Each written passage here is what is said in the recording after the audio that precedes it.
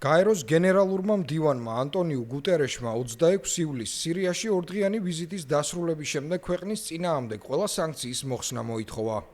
ვიზიტის დროს გუტერეში შეხვდა მაღალჩინოსნებს და სამოქალაქო საზოგადოების წევრებს, ასევე ისრაელის მიერ ოკუპირებულ გოლანის მაღლობებზე განლაგებულ გაეროს სამშვიდობო ძალებს.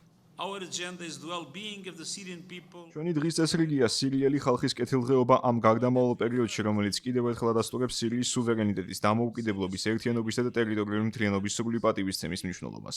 მინდა გავიმეორო, რომ სირიის სუვერენიტეტისა და ტერიტორიული მთლიანობის დარღვევები მიუღებელია და უნდა შეწყდეს. მკაცად ვგმობ ისრაელის მიერ 1974 წლის შეთანხმების მუდმივ დარღვევას, რომ აღარაფერი ვთქვათ იმ ფაქტზე, რომ გოლანის მაღლობები სირიის ტერიტორიაა.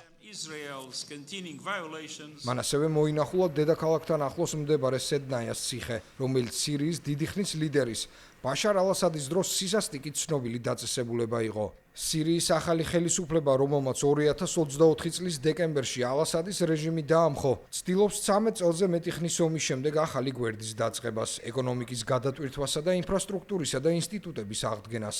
დასავლეთის ქვეყნებმა სირიის წინააღმდეგ სანქციების შემსუბუქების შესახებ გამოაცხადეს, თუმცა ინვესტორები მაინც ფრთხილობენ. მსოფლიო ბანკში კი ვარაუდობენ, რომ ქვეყნის ომის შემდგომი რეკონსტრუქციის ღირებულება 190 მილიარდ ევროს მიაღწევს.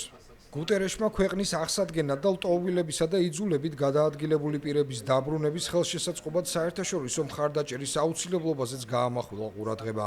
გაეროს მონაცემებით ალ-ასადის დამხობის შემდეგ სირიაში დაახლოებით 1,700,000 ლტოლვილი დაბრუნდა.